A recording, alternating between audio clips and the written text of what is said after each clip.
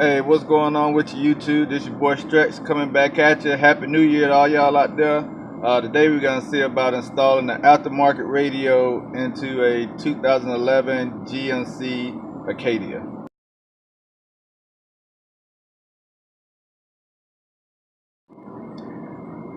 Alright, so we see here we got our aftermarket radio. It's a Kenwood. We're going to just put it in. We got the factory radio here. So first thing you got to do is take off the trim.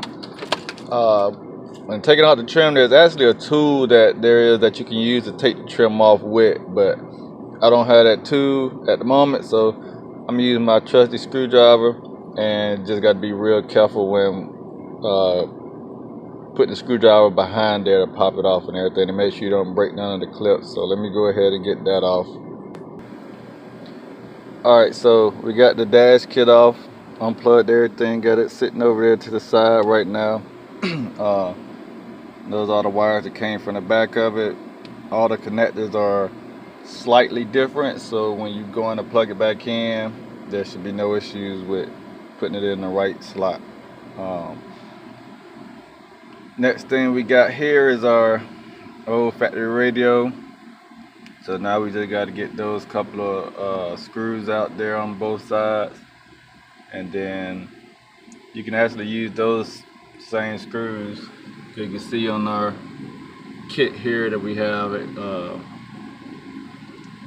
they have the exact same pattern for where the screws go and everything. So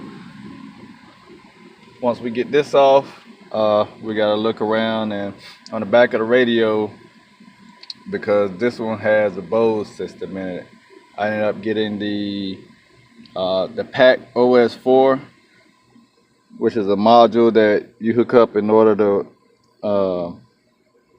retain all of your factory wiring, the factory wire harness and everything, without having to cut into it and all that greatness to figure out what goes where. So on here you got the one side down at the bottom there, that's the side that is going to connect to your actual vehicle wire harness with those two plugs there.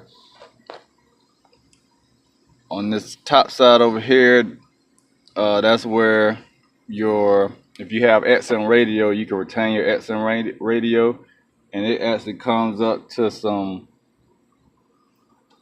RCA jacks here that will plug into the back, but we don't use XM radio, so that's something I'm not gonna worry about. Those wires are just hang free. I just plug that part up just to keep it out the way while it's in the back there, versus just having the whole thing dangling. And then the top side here is what connects into your radio. I already took the wire harness from the radio, and I went on ahead and already spliced it and got all the wires tied up in there. When you look at it, all the wires match. The purple on this side goes to the purple on that side. The purple with the black stripe goes to the purple with the black stripe. All the wires are the same color. It might be a slightly different shade, but they are the same color. As well, right here you have your orange wire, which is your illumination wire, which is the lights and stuff on your radio. Got your red wire and your yellow wire, which is your both your positive, and the yellow, of course, is the 12-volt constant that goes to your radio. This blue wire here is the power control wire. It's what's going to send a signal for the Bose amp to cut on. These other wires over here don't really need them, so I'm not even going to worry about those. This wire here is going to be a little difficult, because I got to figure out where this connects and if this car has a connection for this, because you have the steering wheel controls, and what this does is it plugs into where the steering wheel controls would plug into to the factory radio to be able to control your stereo and everything. So once I get this radio out, we're gonna look for all of that and try to see what goes where. So let me go ahead and get to this and I shall return. All right, so we got everything pulled out, all the connectors exposed. This connector here isn't really used. That's why it's taped off back there, because it's part of the VSS, the vehicle speed sensors. Is used with the GPS radios and everything, which this specific radio doesn't have a GPS connector on it, and this truck originally didn't come with a GPS system hooked up. So what I'm ended up doing now is go ahead and install everything else. I wasn't able to find where this would plug directly in at, which is the steering wheel control plug-in or connector. So for now, I'm gonna go ahead and just hook everything else up, and then I'll do some more research later and come back and do another video on the actual hooking up the steering wheel controls. So let me get this all hooked up and set up in there, and then we'll be ready to go.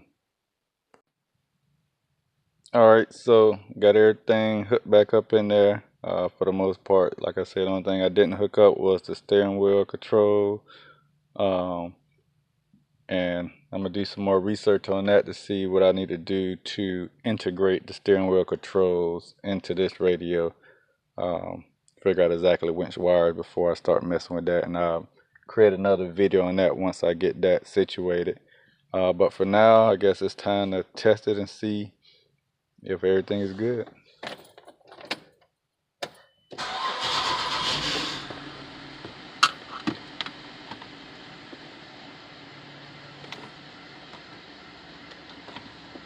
So we got lights, that's a good thing.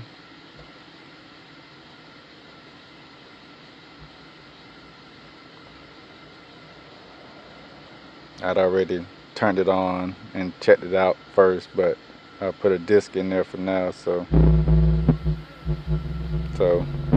we got music, we got connectivity, we got everything going on that we supposed to have going on right now.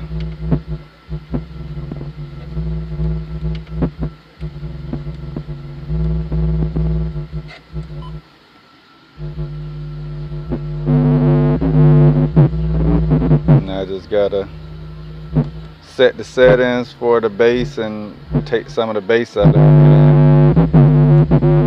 Add the treble and all the music settings, get them all situated, and then button it back up, put everything back where it goes, and there you have it.